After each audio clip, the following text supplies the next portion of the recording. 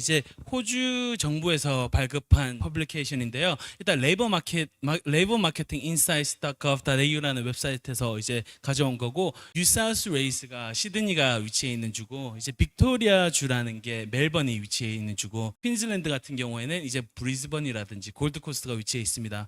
보시면은 뉴사우스 웨일스, 빅토리아, 퀸즐랜드에 이제 간호사라는 직종이 대략 한 거의 80% 아니다 가까운 게 이제 이 세 주에 위치를 하고 있고, 그 외에 이제 사우스 오스트레일리아, 그래서 애들레이드가 있는 남호주, 그리고 그 웨스턴 오스트레일리아 서호주 정부에 이렇게 있기는 한데, 약간 이런 정보들을 이제 참 이제 결정을 내리실 수 있는 게, 내가 어떤 주로 갔을 때 간호사로서 직장을 구해서 독립 기술 이민이라든지 아니면 스폰서로서 이제 이제 일을 할 수 있고, 아니면 비자를 받을 수 있는지를 좀 참고하시면 될 것 같아요. 아니면 다윈에 있는 노던 테리토리 같은 경우에는 뭐 간호사에 대한 수요는 있기는 하지만 경제 규모가 좀 상대적으로 작다 보니까는 실질적으로 그 간호사로서 일할 수 있는 직장이라는 면에서 봤을 때 좀 기회는 한정적이지 않을까라고 보여지거든요.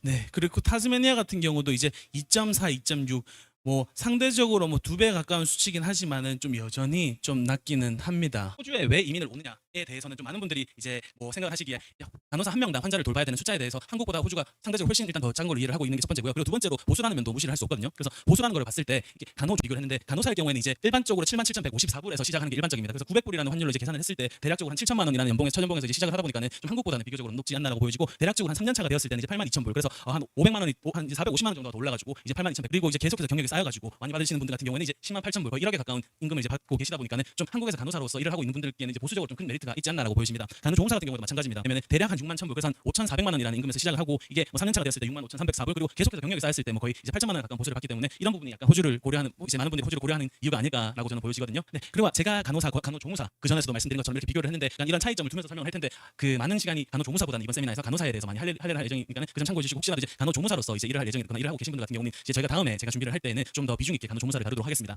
일단 두 직장 간의 차이점은 이제 공식적인 명칭으로서도 차이가 나거든요. 그래서 간호사는 호주에서 레지스턴 널스라고 일컬어지는 거고, 이제 간호조무사는 인롤드 널스라고 이제 명칭을 일컫고 있습니다. 업무적인 차이에서도 좀 큰 비중을 차지하고 있는데, 일단 환자에 대해서 결정권을 내리는 거에 있어서 이제 간호사가 간호조무사의 결정권이 더 크고, 약을 제조할 수 있는 능력 같은 경우도 이제 간호조무사보다는 간호사가 훨씬 더 큽니다. 그리고 피 검사를 한다라든지 이런 거에 있어도 호주에서는 이제 법이 좀 비교적으로 엄격하다, 파이가 명백하지 않나라고 보여지고요.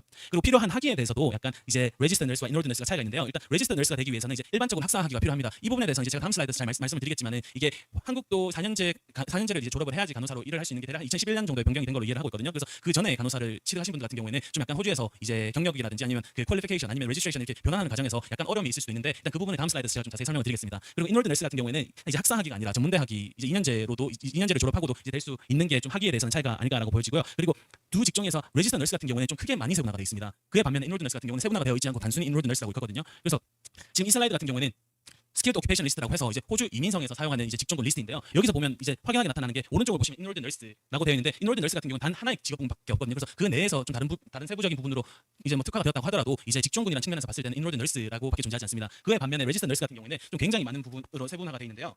일단은 뭐 보시면 아시겠지만 이제 노인 관련된 이제 노인 복지라든지, 그리고 차일드 앤 패밀리 헬스, 그래서 아동 관련 헬스라든지 아니면 커뮤니티 아니면 응급실 의사 아니면 성장 발달 과정에 대한 이제 특화된 간호사, 그리고 그 장애와 재활에 또 특화된 이제 그 간호사가 있고요. 그리고 또 의원, 정신과, 수술, 이렇게 보면 이렇게 나와 있고, 또 이제 제일 밑에 보시면 레지스턴 널스 NEC라고 해가지고, 저 부분이 뭐냐면 레지스턴 널스가 위에 세분화가 되어 있긴 하지만 이 부분 중에서도 기재가 되지 않은 이제 레지스턴 널스가 있을 수도 있거든요. 그래서 그런 레지스턴 널스, 그런 간호사 같은 경우는 이제 이 부분에 포함이 되게 되는데, 이런 부분까지 합쳐지게 되고, 또 미드와이프라고 이제 분만을 하는 과정에서 이제 특화된 간호사 같은 경우는 또 개별적인 직종이 있기 때문에 이런 세분화라는 측면에서도 굉장히 좀 세심하지 않나라고 보여집니다.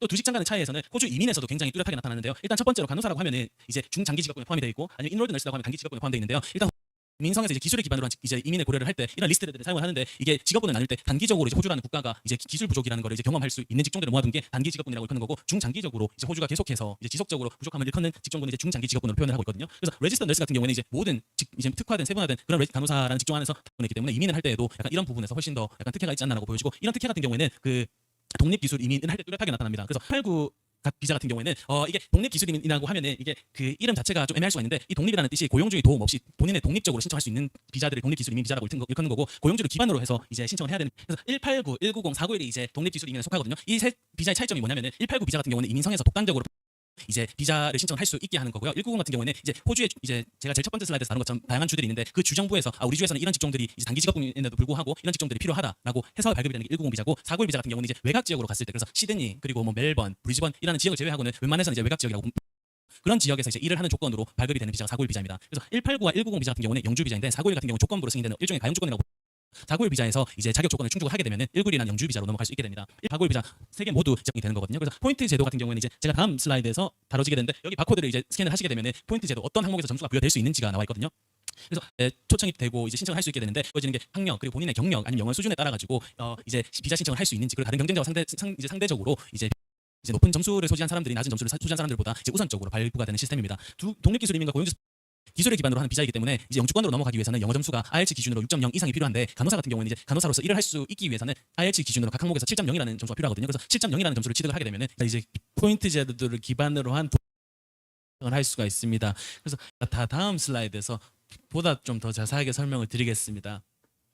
그리고 고용주 스포에는 TSS 482 비자와 494 비자가 있는데요. 494 비자 같은 경우는 491 비자와 숫자 콤비네이션은 좀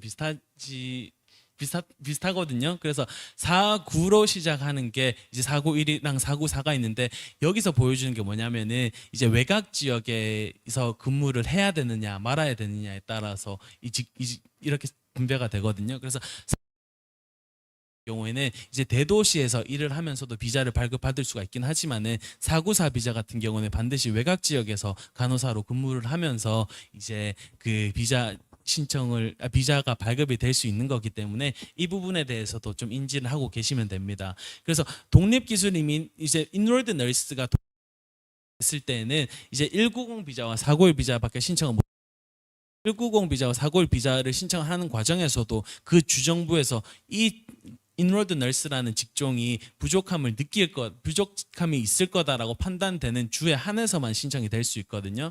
그에 반면에 그 레지스터 널스 같은 경우에는 호주 전역에서 신청이 가능한 189 비자를 신청을 할 수 있고 그래도 모든 주에 한해 가지고 호주가 전체적으로 이제 간호사에 대한 간절함을 느끼고 있는 추세다 보니까는 190과 491 비자는 무난하게 좀 신청을 할 수 있을 거로 보여집니다.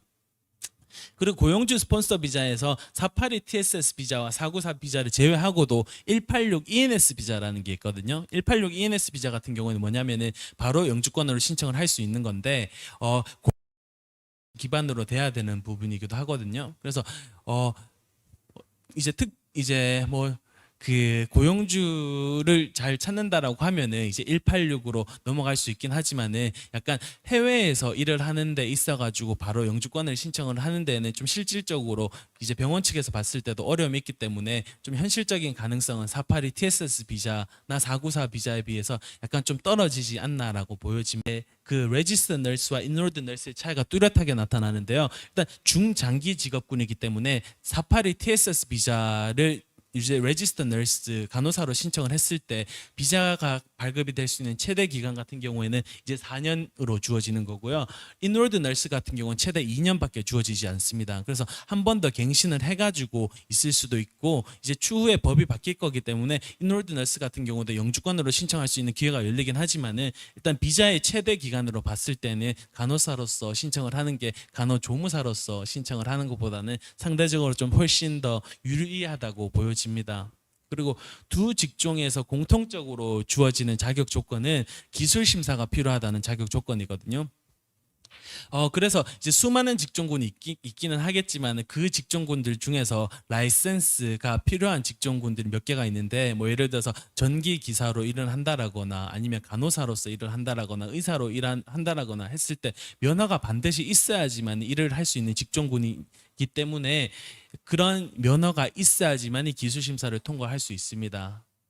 그에 반면에 이제 셰프라든지 아니면은 뭐 뭐 그 카펜터라든지 아니면 이런 좀 라이센스가 필요 없는 직종군도 있기는 한데 뭐 간호사 같은 경우에는 반드시 필요하기 때문에 공통적인 자격 조건으로 적용이 됩니다.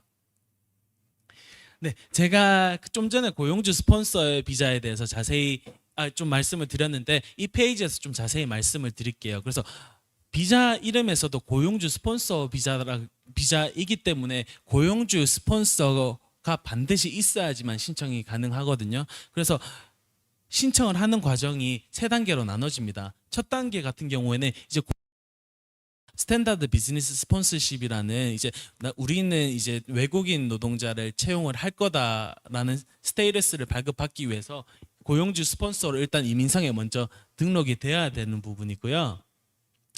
두 번째로 이제 스폰서가 되기 위해서 비자를 신청하고 이제 SBS 스테이터스를 신청을 하고 나면은 이제 노미네이션, 그래서 이제 특정 개인을 이제 외국 국적을 소지한 그 간호사들을 이제 지명을 하는 단계가 있는 거고요. 그래서 그 지명을 기반으로 이제 세 번째 비자 어플리케이션을 접수를 할 수가 있게 됩니다.